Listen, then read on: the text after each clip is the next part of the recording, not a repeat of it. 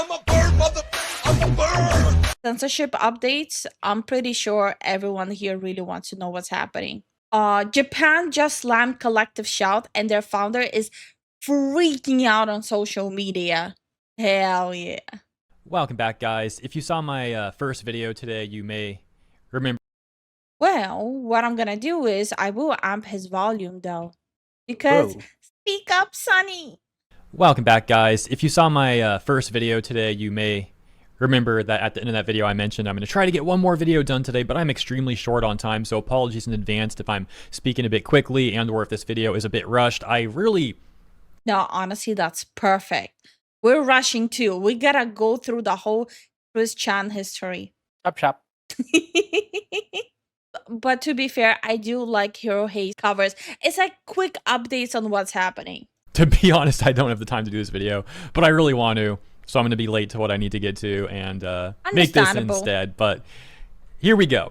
So, Collective Shout, Australian feminist organization that was going after payment processors to get them to censor websites like Steam, and then we saw stuff on itch.io as well, etc., etc. You may recall that in Japan, politician Kurishida.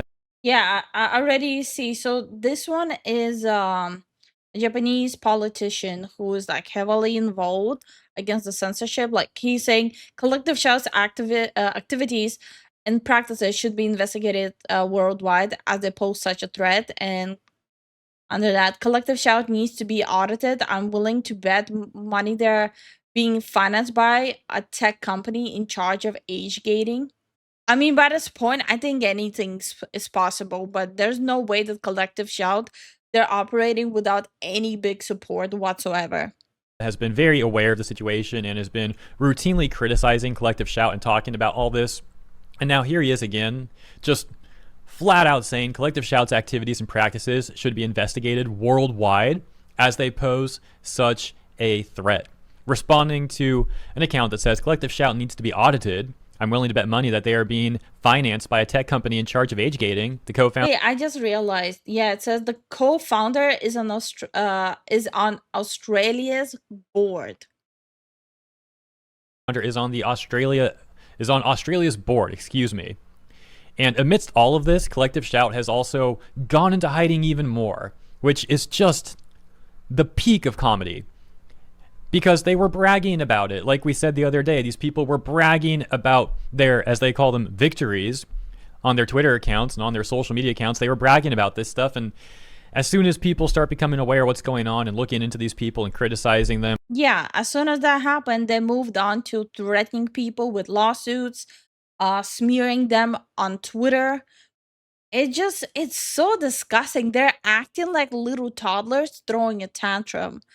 No wonder they're trying to push the whole protect the children. They mean themselves. They just all play victim. They all lock down their accounts, and here we are. For example, Collective Shout's Twitter account is still in protected mode, as they have been for a number of days now. This is not new. There's not much to see here. But over on their LinkedIn, I guess they do have some things to say, and Pirate Nation says that. I already see it. The first two words, Elon Musk. They're claiming on their LinkedIn account that Elon Musk has put them at greater risk. Where have we heard that before? I feel like I've heard that same line before from like other people online or like other organizations online specifically. But yeah, here's the statement. Elon Musk's actions have put us at greater risk. Movement Director MTR in the Australian. Collective Shout's founder Melinda Tankard-Reist said her group will not be silenced by gamers' threats and abuse. Gamers are just so powerful, guys. We've got these organizations and these corpos terrified. Even Ubisoft the other day was like, all gamers doing right now is bombarding Visa and MasterCard with calls and emails. I did see some people heavily criticizing them online, specifically on Twitter. But what the hell does Elon Musk have to do with it? Unless he forced you to have a social media presence on Twitter. I mean, you kind of walked into it yourself and started just taking everyone else's toys. You know what happens with a kid when he just shows up at kindergarten and starts taking people's toys? He get punched. And no, I'm not advocating to punch them. It's called a metaphor. saying that gamers are abusing them and hurting their reputation. And so continuing, she says, Melinda Tankard-Reist, predictably misogynistic gamers have come out in full force in defense of their access to these problematic games. They have unleashed a torrent of abuse and threats of violence against the women on our team. Across multiple online platforms and via email to individual staff members, these men have threatened to do terrible things to all of us and said terrible things about all of us. It goes on and on. Ms. Tankard-Reist said Mr. Musk was amplifying the worldwide online abuse by reposting the change.org petition against us. Oh my gosh, dude. Simply reposting the petition is abuse? What? That's why no one takes this stuff seriously. I mean, what? That is so stupid. What? I don't understand why in their head that's logical. That's so dumb. I mean, with their logic, I abused them too in that case. When I reposted it and said like everything they're quoting there in their article and every dumb stuff they're saying there is literally disproved by science. Hero Hei's face right now is me when they mentioned that it's abuse. It's just so stupid. Where do you think come up with that stuff? I mean, come on. How could you be compelled to say that? And how could you even think that's a good idea? Mr. Musk, he made the abuse even worse by reposting this change.org petition against us. Musk's actions have fueled threats of violence, harassment, and digital abuse of our all-female team across. I have to be honest. People without even him reposting it were reposting and dogging on them. Not only that, the way they're using like these kind of like manipulative language is really disgusting. Like they can't even have a proper post. Because that's all they know how to do. Across all our platforms and forced us to take extra measures for our personal safety, she said.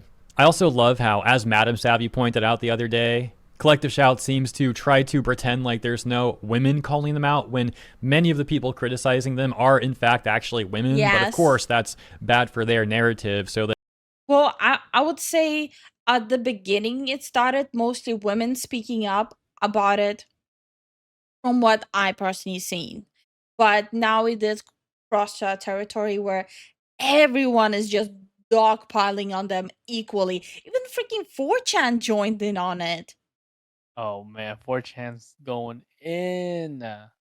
they try and ignore that and they never mention it. Oh, it's a bunch of misogynistic male gamers who are doing this. That's all. This is also occurring over in Japan with a Japanese free speech organization putting out an official statement regarding the issues of censorship and distribution, suspension on game distribution platforms such as Steam and itch.io, as they say.